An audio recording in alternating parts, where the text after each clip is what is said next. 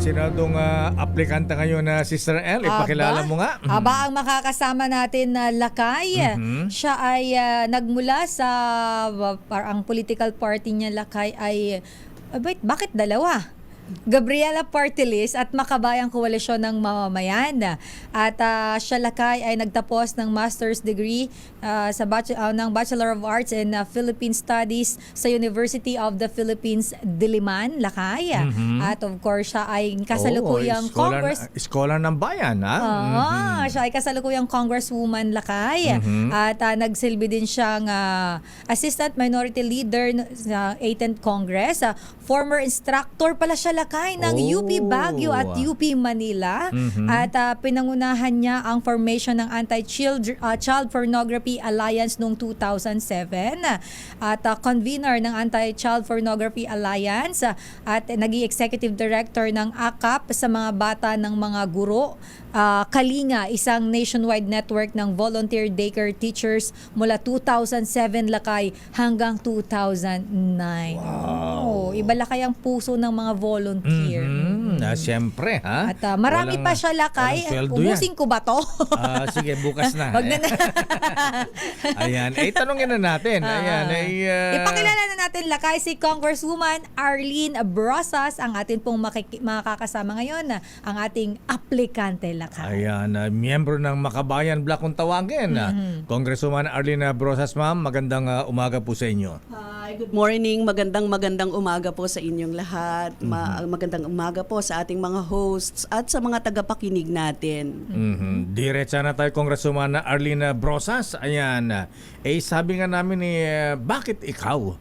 Bakit ka iboboto bilang isang senador? Yes, so tayo po ay naglingkod ng matagal, 3-term congresswoman. Patapos na po tayo sa kongreso. Kaya kanina parang nung sinabi na Gabriela Party List, kasi ako po ay incumbent ngayon na Gabriela Party List representative. So marami pa po kami na Gabriela representative sa kongreso. Ngayon, ano ang gusto nating mangyari? Magkaroon din ng Gabriela sa Senado kasi kailangan natin ang ganon. Kaya po, ang nararapat na maging kandidato at makapunta sana sa Senado ay mga katulad natin. Matagal na naglingkod, Women and Children's Advocate, LGBTQ Advocate. Tayo po ay mga nagpasa ng mga progressive laws. Tayo po ay nakipagtalo sa mga anti-people na mga panukala.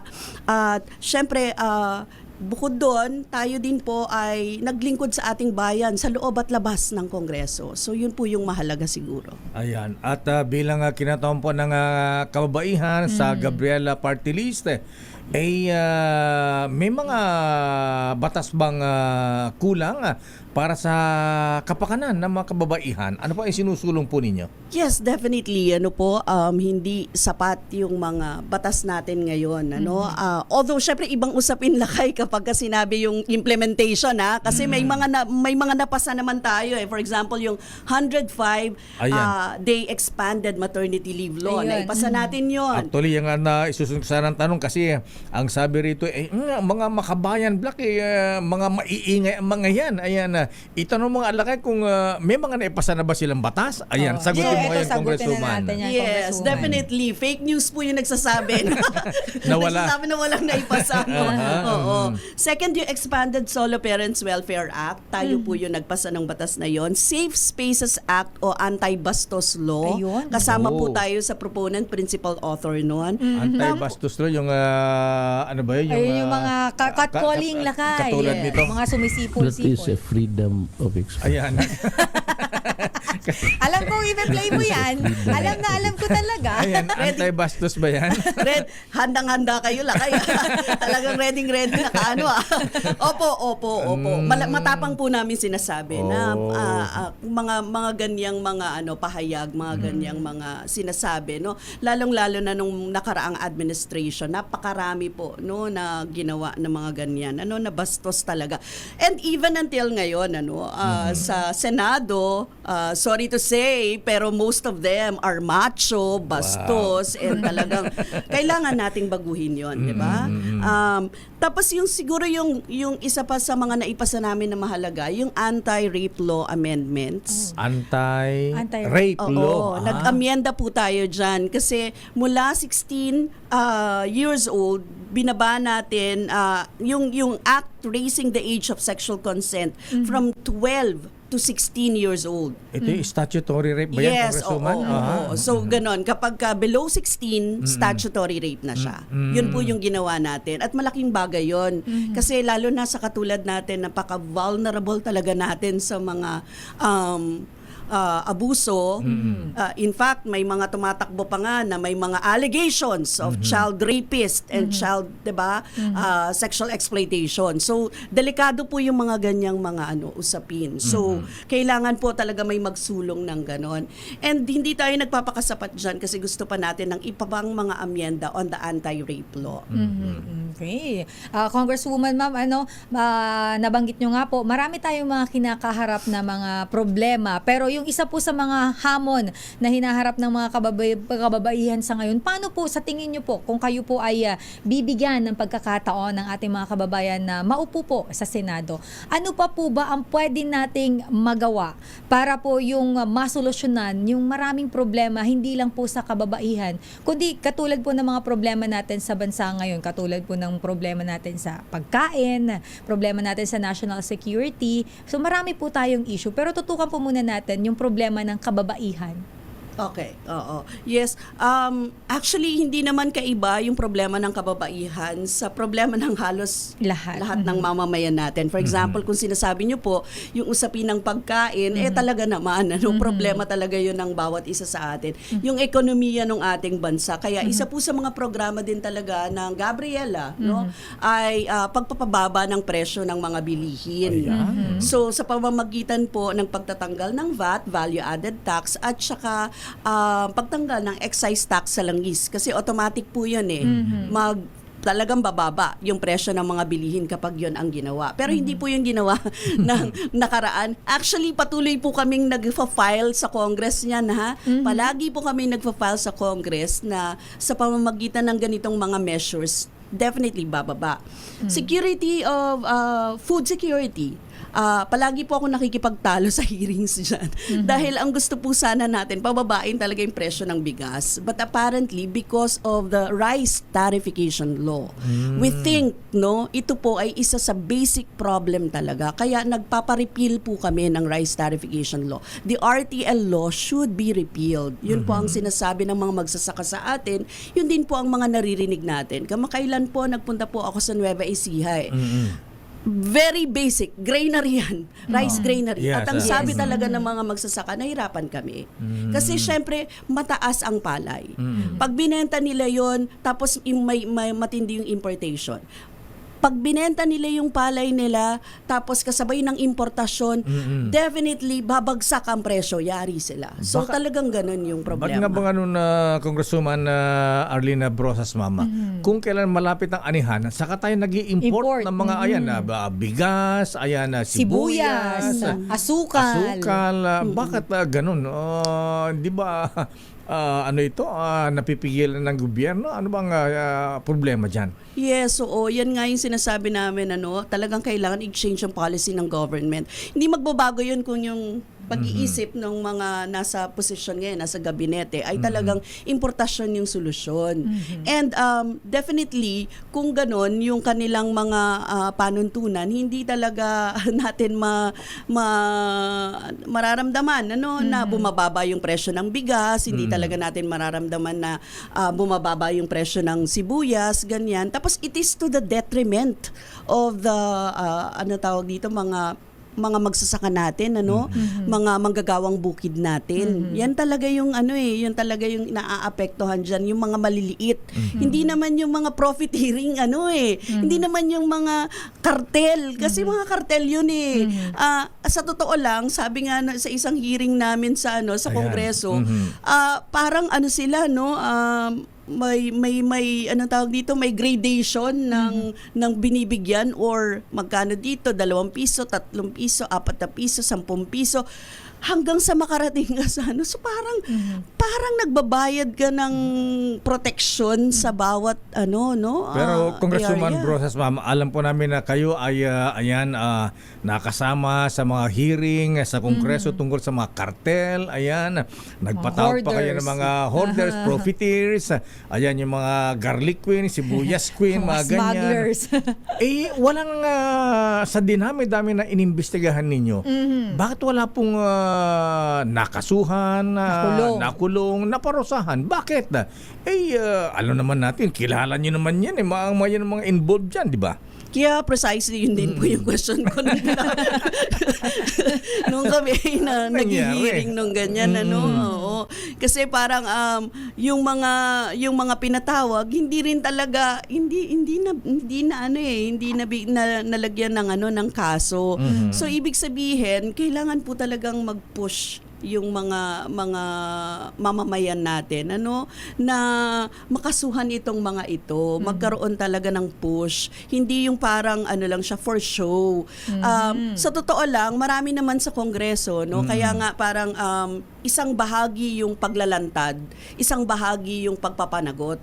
Ang nangyayari lang ngayon puro paglalantad, ganun din. Walang nananagot. Nakay ganun din sa impeachment, di ba? Parang naglantad tapos ngayon ano nang nangyari doon sa pagpapanagot. So yung doon sa usapin ng pagpapanagot nagkukulang sa ngayon. Tapos minsan napakahirap kasi po minsan directly involved ang gabinete. So dapat talaga kailangan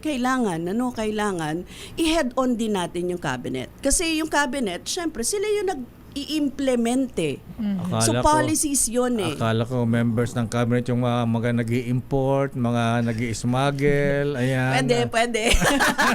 Uy, may alam si Pwede. Congresswoman. Baka mabubuit. Ayan, kasi may kilala tayong ganyan ha. Ayan, nakausap natin yung isang reyna dyan sabi niya, ang lakas ng loob mo ha. Naman, ba't maglalakas ng loob yan? Kung wala akong Kung wala ang padrino, walang utos lang yan. Ayan. At para tayo iniisip, ayan, ba't hindi ilantad yung mga opisyal ng gobyerno na sila pala ang involved dito sa mga smuggling? Oo, it should be exposed kasi 'di ba parang kayo nasa Makabayan Block, kayo inaasahan namin kayo mga matatapang diyan bakit niyo banggitin yung kanilang mga pangalan at i-recommend ang kasuhan? Opo, kasi naman po kailangan syempre natin ng ebidensya, kailangan natin ng mga necessary na paghahanda para diyan sa na yan. Kasi mahirap naman yung mag-expose ka tapos after nun, hindi mo rin mapanagot, 'di ba? Tapos mawala ka din sa ang nangyayari sa amin, kami pa yung kakasuhan. Ganun yung mangyayari. Nababaliktad ko. But anyway, madali lang naman din yun. Pwede naman talaga i-expose anytime. Kaya po, palagi nating sinasabi na maaari na merong mga matataas o nasa kapangyarihan ngayon talaga ay involved dyan. Maari o meron? Meron, syempre. meron, definitely. Kasi 'di ba, kung ganyan yung mga usapin, oo. Ang Makabayan Block pa, takot din bumangga pala sa mga pader pagka ganyan. Siyempre, kung official yan Hindi naman po, pero sana nasa posisyon tayo para bumangga. Halimbawa, kung tayo ay papalari na papunta sa Senado, medyo maganda-gandang posisyon yon para talagang lumaban. Magkakapangil. Kumbaga, kasama mo naman ang taong bayan para doon sa paglaban dito sa sistema na ito. Kasi kung hindi rin makikita ng taong bayan na dapat itong labanan at sila ang magpupush ng ganitong mga pagbabago, di mas maganda para sa lahat. Kasi yun naman yung kailangan nating sabihin. And if they're ready, gagawin naman yun ng taong bayan. Kaya nga ngayon meron tayong EDSA anniversary, 'di ba? Kasi talaga ang ginawa ng taong bayan ang kanilang mandato na baguhin yung kasaysayan. Kaya pa sila pa nahihirapan kumuha ng ebidensya kasi akala natin sumong sa Kongreso. Ayan, imbestigahan. Ayan, hindi pala ganun kadali ang mag-file ng kaso, ha? Ayan, Kailangan ng mga matibay na ebidensya. para lakay tumayo ang kaso. Kung ang mga mambabatas medyo hirap, di mas lalo ordinaryo yung mga mamamayan. Sino pa ang maglalakas ng loob dyan? Ayan. Pero lakay, eto naman kamakailan na Congresswoman ma'am, naging controversial to lakay na pag-usapan din natin yung comprehensive sexual education na isinusulong ni Senator Risa Ontiveros at bilang kayo po ay kinatawan ng mga kababaihan sa Kamara, Congresswoman Arlene Brosas ma'am, pabor po ba kayo dito? Ano po ba yung posisyon ninyo or masasabi ninyo dito sa panukalang ito? Yes, at tayo naman kasi panukala din talaga, may panukala tayo na halos kapareho niyan sa Kongreso, no? Kasi yung adolescent pregnancy, anti-adolescent pregnancy law, kasi gusto sana natin na magkaroon talaga ng proteksyon yung mga younger generations natin na nagkakaroon ng mga issues na ganito. Okay. Lalong-lalo na yung 9 to 15 years old. Kasi as early as 9 years old, meron tayong mga cases talaga ng nabubuntis. So sa tingin po natin, yung CSE ay makakatulong para doon kung ipapaliwanag ng mabuti. Kasi oo. ngayon ang nangyari kasi Nagkagulo kasi Kong eh. Oo, ganun na nga. So kung ipapaliwanag and we will educate our women, our children, our people tungkol sa sexual education talaga, no? Kasi kinakailangan talaga yon sa panahon ngayon, sa tingin po namin, dahil meron nga kaming panukala na ganyan, kailangan po natin ipaunawa na yung sexuality education na meron tayo ngayon, sa level ng ay yung anatomy. Anatomy siya eh. Hindi Bahagi naman ng siya. katawan. Oo, hindi siya talaga yung paano ang sex education. Iba yun eh. Iba. Oo. So, kailangan pong maunawaan kung yung gradation ng ganon. Nung tinatanong po namin yung Department of Education, DepEd, kaugnay sa na ituturo nila, 'di ba? Nagsasabi sila na hindi iba-iba ang kanilang ginagawa. So, dapat standardized 'yon. In fact, doon po sa ating panukala, malinaw naman yon na kailangan po sa mga edad nila and sa sensitivity, culture sensitive sa Filipino people. So hindi siya talaga yung CSE na ang standard niya ay sa ibang bansa. Kasi iba talaga yun. Iba talaga sa US, ibang sa Europe, ibang sa sa atin iba. Ngayon, ano ang gusto nating response doon? Kasi po, ngayon, meron nga tayong ganitong cases na mataas yung bilang. In fact, nung 2020, 2,000 mahigit ang ating bilang ng nabuntis, na mga bata. 2,000 mahigit. Wow. Nag-pick up po siya, tumaas pa siya ng 2024 ng 3,000 mahigit. So, kailangan po nating i-address yon. Hindi natin pwedeng pabayaan yung ating mga kabataan. Kasi kung sila hindi sila nag-aaral, nasaan sila? Kung hindi sila nasa loob ng eskwelahan, nasaan sila? So, kanino natin dapat parang i-blame itong nangyayari, 'di ba? So part of it is the poverty na hinaharap ng mga kababayan natin. Kung bakit hindi rin makapag-paliwanag ang mga magulang because nagtatrabaho sila o di kayo mga bata mas malala, nagtatrabaho din ang mga bata. Kahit para lang makaalpas sa kahirapan yung mga mamamayan Pero huwag natin. namang ituro sa 4 years old. Wala naman pong 4 years old na. Wala naman pong 4 years di old ba na. yung bill ni Lakay, Senator actually, Risa? yun yung nilinaw, wala pala doon sa loob ng mismong bill. Aha. Oo, wala siya lakay. Oo. So ano nga dapat sa tingin niyo, Congresswoman Brosas, ano ang edad ituro ang sexual education? Actually, yung meron po tayo ngayon, tama naman yung ginagawa ng mga teachers natin. Mga teachers natin, anatomy talaga ang tinuturo nila 'di ba? High school, So, elementary? high school, ako po, nung ang naaalala ko, as early as high school, meron ang Ganun tinuturo ba? sa amin kung Ba't kami paano nun, first talaga year yung college? Kasi yun po ang problema po kasi yung 11, 9 years old nga Yun nga po yung case nung 9 years old na nabuntis. Ayan. Ibig sabihin talagang hindi niya alam. 11 years old na nabuntis buntis, maraming mga cases ng mga ganon. Tapos ito yung iba sa far-flung areas. Tapos ito yung sa iba, walang ano talaga, eskwelahan or mahirap yung eskwelahan. Congresswoman Brosas, ma'am, ang ating reporter si Edwin Duque, ayan, ang ating man on the street, meron po nga magtatanong po sa inyo. Ayun. Edwin, sinong kasama mo dyan ngayon at nasaan kayo? Bilises, ano pong itatanong nyo kay Congressman Arlene Brosas? Good morning po, ma'am. In case po at manalo kayo maging senador, ano po bang pwedeng maipasa natin na batas para sa maproteksyonan ng ating mga kabataan sa early pregnancy? Kanila mga boyfriend. Parang ang sasabihin na lang daw nila. Shota yan. Pananagutan ko yan. Sige, Papa, itanong natin kay... Pero idinulot ito. Tanong natin kay Asan? ate. Asan si ate? Anong tanong ni ate? Congressman. Hello po, Congressman. Sakali pong pala rin kayo maging senador, ano po bang magagawa natin na para maproteksyonan yung mga kabataan natin sa early pregnancy? At saka yung protection po ng, halimbawa, bata pa tapos na nabuntis, paano po bang magiging magiging protection doon na na yung nakabuntis, Ayan. magkaroon ng pananagutan doon sa kabataan. Pakakasalba ka agad? Pakakasalba ka agad o pwede na silang kasuhan o ano po kayang pwede? Ayan, magandang tanong ni ate, Okay ha? po. Ayan, Napag-uusapan oo. natin kanina na lang. Congresswoman, ma'am. Oo nga na, kasi minor eh. Oo, Ayan, minor. oo. Yes, oo. Actually, first po siguro yung sex education nga. Sabi nga natin, di ba, sexuality education talaga yung kailangan.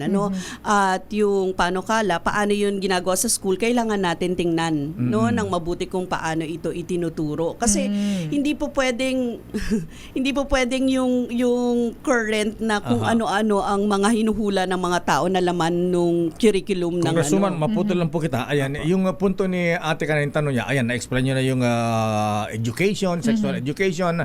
Pero ang punto niya ay dahil minor, ayan, yung bang nakabuntis dun sa minor ay Pwedeng kasuhan? pwedeng kasuhan. Paano kung minor din? O kaya anong Ayan. pwedeng gawin po? Ano ang pwedeng gawin? Hindi po. hindi kakasuhan kasi kaya nga po, ano po ang dapat gawin doon, unless Congresswoman? rape yung case unless rape yung case talaga na pero usually po pag minors hindi talaga natin yan kinakasuhan o di kaya minsan kasi yung parang yung case yung mga kaso po na ganyan, it has to do with the reproductive health talaga di ba? At yung alam nyo naman ang itsura ng reproductive health natin ngayon, hindi natin pinatutupad yung reproductive health law on certain terms kasi nga may mga case pa tayo niyan. Pero sa ngayon po ang pinakamahalaga ay protektahan ang kalusugan ng mga kababaihan. So dapat doon po nakafocus programs of the government to actually reduce yung mga dangerous na mga kalagayan ng mga kababaihan. Sanction na Congresswoman kasi parang yun ang Sanction gusto po hindi po sa minor po kailangan Minor. i-educate. Kasi 'di ba bakit nila yung ginagawa? Sabi ko nga kanina kung wala sila sa eskwelahan, Hindi. nasaan sila, 'di ba? Nangyari na. Ayan, nabuntis na yung bata. Ayan, anong mangyari din sa nakabuntis?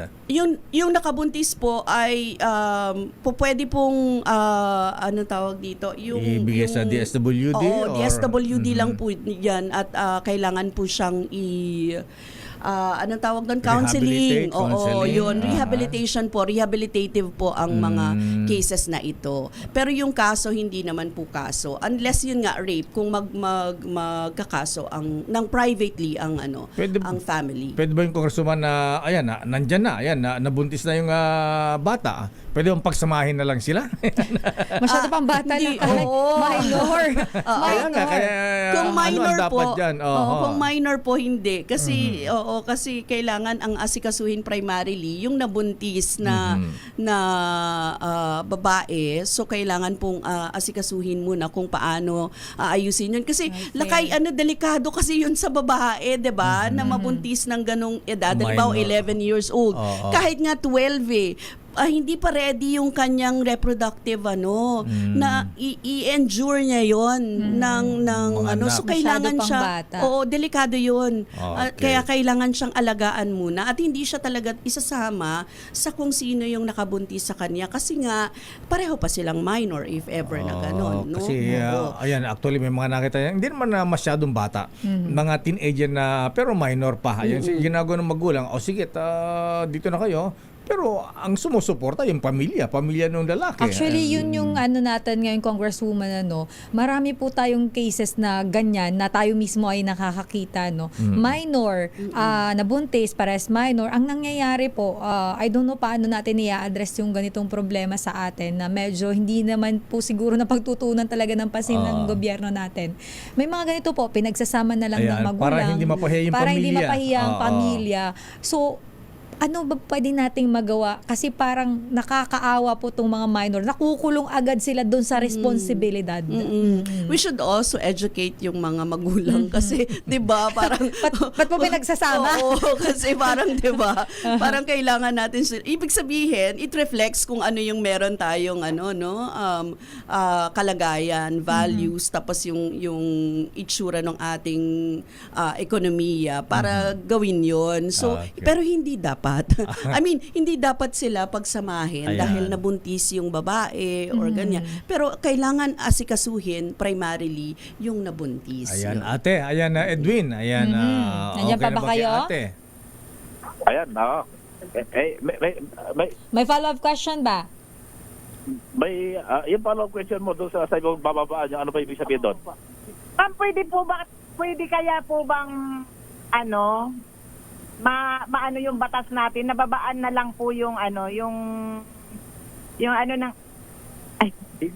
Kaya mo yan, ate. Opo, ito po. Go po. Ito po. Apa. Babaan ang ano Ang po? batas natin, ang minor natin, sakop lang ng batas, 15 years old. 15 years old ba? 18 below. 18 below. 18 below po. Pwede po bang mga babaan na? Kasi iba yung trend ng kabataan ngayon eh. Ay, tinutukoy niyo po ba yung pagtungkol po sa paggawa ng mga krimen, yung mga sasangkot sa crime or rape, ganon? Yung classification siguro, yung instead na Sa 18 minor? ang Sa minor. babaan ng edad, sa parang minor ganon. po. So, yung sa edad na lang po, yun ang 16 or 15, mga tipong ganon. Ayan, Ma'am, yung ano po, ma'am, yung 18 years old, standard po talaga yan sa atin, lalo na sa Pilipinas kasi sa Pilipinos sa mga Pilipino po, yung mental and kasi buo po yan yung social, mental, physical, yan po yung kabuuan. At kaya po 18 pababa kasi yun po yung standard natin ngayon. At tingin po natin dahil actually, kadalasan sa atin malnourished pa ng mga ilang taon Maaring malaki lang yung tumatangkad or matataas yung iba na well provided for, Malaking but bulas, most of our children, ma'am, stunted po sila. Medyo kailangan pong well-developed yung brain, well-developed yung lahat ng capacity para sabihin natin na sila ay nag-graduate na, umedad na, parang ganyan. So, yung maturity po kailangan. So, yung standard po na 18 pababa ay sakto lang at tama lang. Yun po ang sinasabi ng mga psychologist natin, yun po ang sinasabi ng siyensya sa atin. Kaya po, nakatugon po tayo sa ganon. Hindi po natin bababaan ng mas 17 or 16 because sa tingin natin ay okay na. So ngayon po, mag-stick lang po tayo doon sa 18, ma'am. Thank Okay, you. Edwin, ate, Thank you, maraming okay salamat na. po. Ayan, thank you, good morning. Edwin? Ayan, natugunan yung tanong ni Ma'am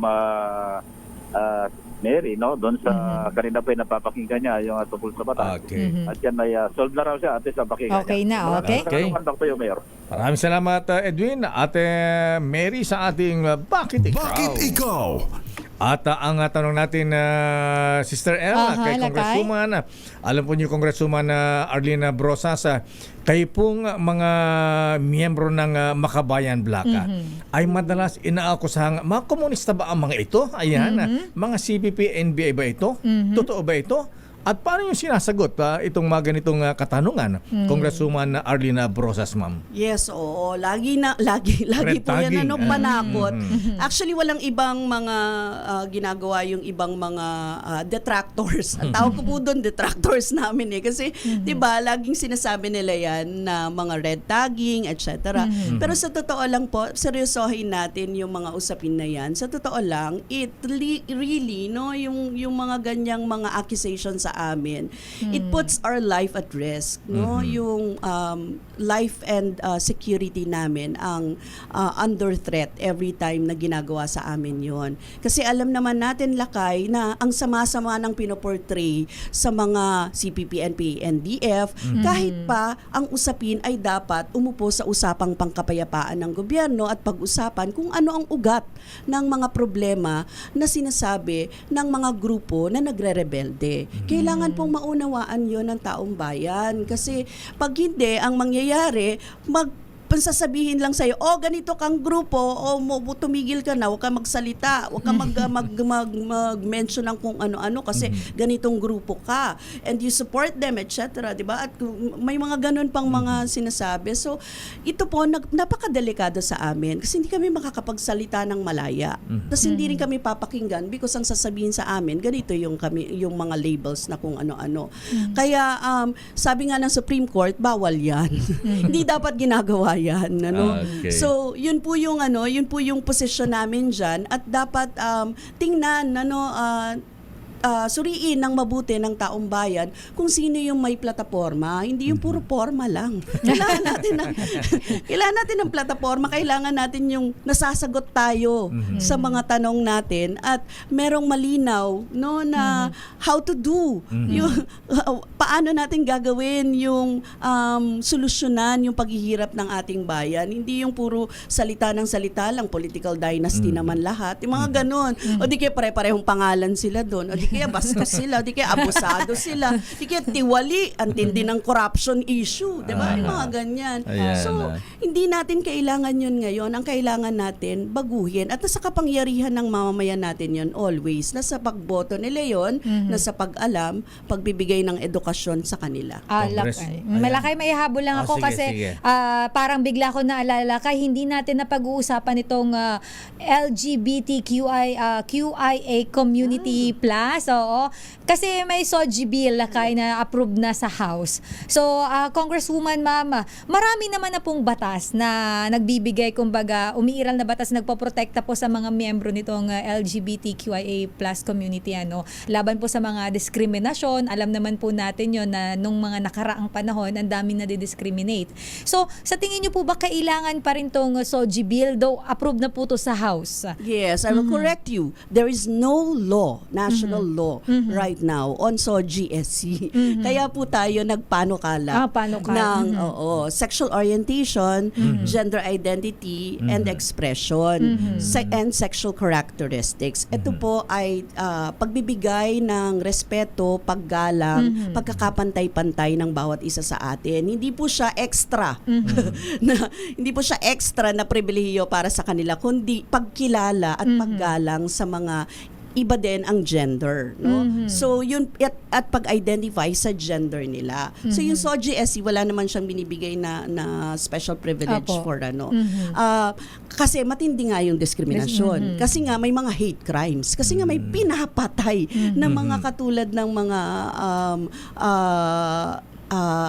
mga katulad ng ibang gender, no? So kailangan po natin silang protektahan. And we think itong batas, panukala na ito na pinasa natin, this will protect overall lahat. Kasi ang meron tayo mga sa city ordinance, ganyan, pero hindi po enough 'yon kasi hindi din siya mas standardized para sa national law. Opo. So kung gusto mo talaga ng anti-discrimination, we should pass yung SOGI-SC. Kasi may anti-discrimination. Pero yung same-sex marriage po ba ay It's different. different din Yeah. dito sa SOGI? Pero kayo po ba ay pabor dito? Yes, so principal author po tayo ng SOGI-SC bill kasi naniniwala po tayo sa pagkakapantay-pantay ng kasarian. But yung same-sex marriage, it will take a long time siguro para ano pa ng mga tao. Parang one step at a time, eto, pwede yung SOGSC ay pwede nating ipasa para nang sa ganon, makita natin kung ano ang pagtingin at pag-unawa ng mga tao dito. Congresswoman Arlene Brosas, ma'am, ayan bilang panghuli po, bakit ikaw ang dapat iboto ng ating mga kababayan bilang isang senador? Yes, maraming salamat po. Unang-una, wala po tayong bahid ng korupsyon. Hindi po tayo nagtiwali kahit tayo ay naglingkod bilang kongresista sa matagal na panahon. Ano po, hindi rin tayo nagkamal ng yaman katulad ng ibang mga nasa pwesto at nasa posisyon. Mahirap pa rin po tayo hanggang ngayon. Pangalawa po, yun pa lang no. Pangalawa po, hindi po tayo bastos. Bagkus lalabanan po natin ang mga bastos at mga tiwali na nasa pamahalaan ngayon, 'di ba? I-expose po natin at ilalantad natin sila. Ikatlo po, meron po tayong malinaw na programa, plataporma, pambansa, demokratiko po ang ating isusulong at lahat ng mga representasyon ay igagalang natin. Na gusto natin na marinig ang boses talaga ng mga mahihirap, ng mga hindi pinapansin, ng mga kailangan na tulungan ng ating pamahalaan sa ngayon. Yun po yung and mahaba po ang track record natin for Women and Children's Advocate. Pinatunayan po natin yan sa ating paglilingkod sa bayan. Maraming salamat po. Maraming salamat, Congresswoman Arlene Brosas, sa kinatawan po ng Gabriela Party List at Makabayang Koalisyon ng Mamamayan. Congresswoman Arlene Brosas for Senator. Thank you and good morning. Kilalanin ang mga nagnanais maging lingkod bayan sa Bakit Ikaw? The DZRH Job Interview for 2025 Midterm Elections.